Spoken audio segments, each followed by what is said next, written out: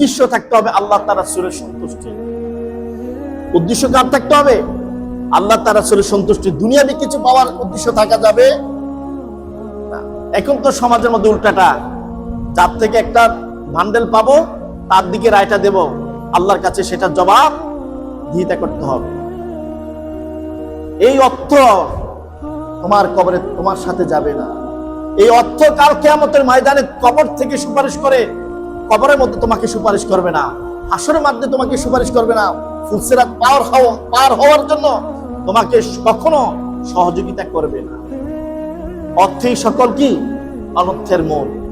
খবরদার, আল্লাহ তার রাসূলকে সাক্ষী রেখে যে যতটুকু বিচার পাওয়ার অধিকার আছে তাকে ততটুকু বিচার করে দেওয়াটাই হচ্ছে আল্লাহর সন্তুষ্টি, তার রাসূলের সন্তুষ্টি।